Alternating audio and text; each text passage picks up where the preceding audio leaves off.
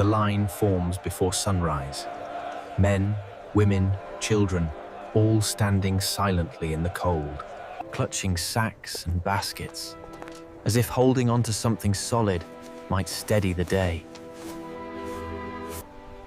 The smell of damp stone mixes with stale sweat and smoke from nearby chimneys. Somewhere down the street, a baby starts crying. No one turns around. The bakery door is still closed. When it finally opens, there will not be enough bread. Everyone here already knows that. The only question is how long the waiting will stay quiet. Paris does not explode all at once. It tightens first. Look closely. This is Paris, 1789, months before the revolution tears the city apart. Nearly 600,000 people are packed into a capital built on hierarchy, ritual, and fragile supply lines. Watching how hunger reshapes daily life long before politics does. By the end, you will understand why the revolution does not begin with ideas, but with empty stomachs. Would you survive this city? Paris in the late 18th century is dense, noisy, and unevenly fed. Narrow medieval streets twist between tall stone buildings. Upper floors block light and trap smells. Waste runs along gutters until rain carries it toward the river. Most Parisians are workers. Artisans, laborers, servants, porters. They earn just enough to buy bread. And bread consumes most of their income. When prices rise, everything else collapses. There is no refrigeration, no reserve stockpile for the poor. The city depends on Dale deliveries from the countryside. Mais ce n'est pas possible! C'est scandaleux, où est notre pain? If grain slows, Paris starves almost immediately. And in 1789, grain is slowing. Bread stalls dominate the markets. Long loaves, stacked behind wooden counters, Become objects of tension rather than comfort. Prices are posted and reposted as flour costs climb. Arguments break out constantly. Bakers are accused of hoarding, of watering dough, of selling to the rich first. Some accusations are true. Others are desperate, looking for a target. Women watch closely. They know how much bread a household needs to survive the week. When the price rises even slightly, they feel it immediately. Would you be able to feed your family today? In working districts, entire families share single rooms. Furniture is minimal. Bedding is thin. Privacy does not exist. Windows are small and rarely opened in winter. Meals grow smaller. Meat disappears entirely. Bread becomes darker, heavier, mixed with fillers. Children cry more often. Adults grow quieter. Hunger changes behavior. Tempers shorten. Neighbors argue over noise, over smells, over imagined slights. Community thins under pressure. Paris is not yet violent, but it is brittle. Just streets away, another Paris exists. Carriages roll past guarded doors. Tables are set with multiple courses. Bread is present but unnoticed. The contrast is impossible to ignore. The poor see it daily. They deliver goods to these homes. They scrub their floors. They watch waste thrown out. that could feed entire families.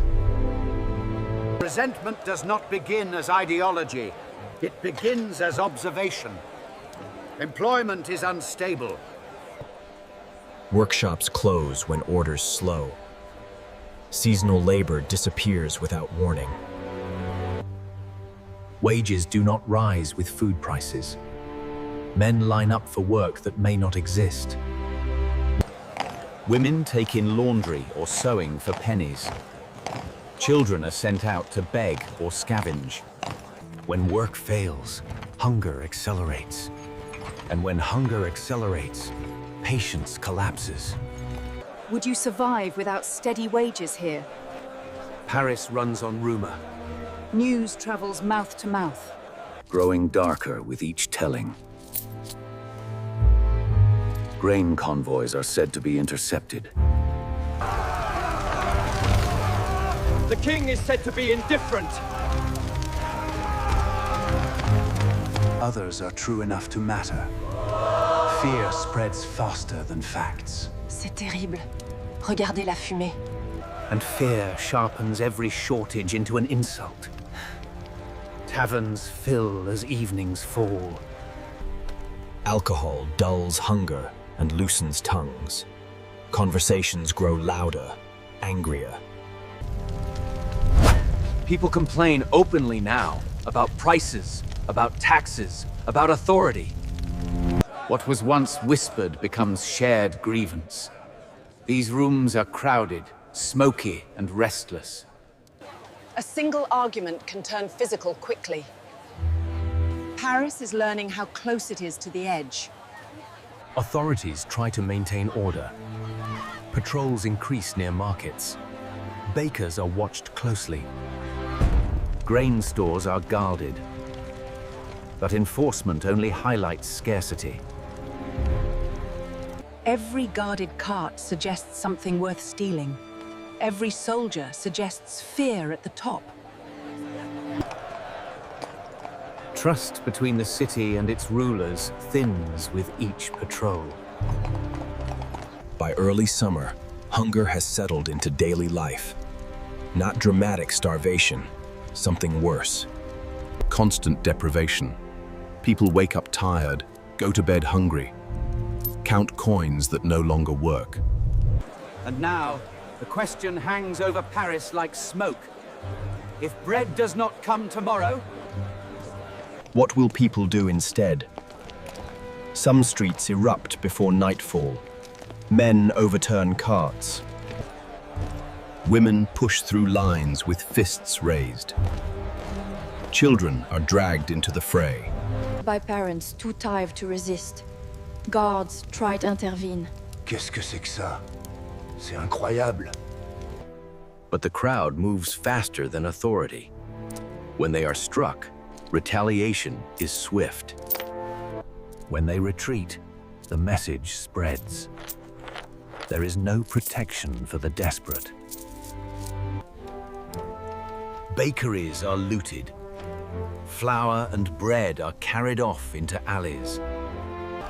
Some bakers are forced to sell at prices set by the mob. Others are stripped bare. Doors smashed, ovens extinguished. The city has begun teaching its own lessons in justice. Hunger, more than law, now rules. Would you step into a crowd like this? Or run for safety. Women, not men, are often the catalysts. They carry the responsibility for feeding families. They feel shortages first. They shout the loudest. They organize quietly, pointing, instructing, coordinating within the chaos. Their anger is not ideological. It is practical, urgent, and impossible to ignore. The women of Paris in 1789 are, in many ways, the first revolutionaries. They do not call it liberty yet. They call it survival. As chaos grows, fear climbs the social ladder. Wealthier Parisians barricade themselves behind gates. Some flee to estates outside the city. Merchants hire guards for delivery carts. Rumors of mobs moving through neighborhoods become justification for overprotection. Soldiers are stationed in streets where tension is thickest, but their presence often escalates conflict. Hunger makes them uneasy too. Many are drawn from the same neighborhoods. As the desperate citizens they are ordered to control. In Paris, fear is contagious. It does not require truth, only the perception of threat. The monarchy attempts to maintain order. Guards patrol markets. Price controls are posted. Arrests are made. But these measures fail. Each action intended to stabilize the city often fuels suspicion instead. Public officials appear disconnected. Soldiers are undermanned. Informants are ignored. Control relies on cooperation, but cooperation has evaporated. The law is present, but legitimacy is gone.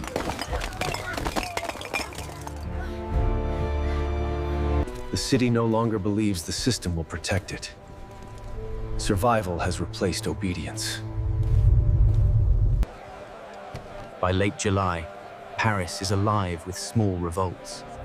Crowds stop carts, overturned barrels and shout demands. Nothing is organized nationally yet. But locally, each street, alley, and neighborhood begins functioning like a pressure chamber.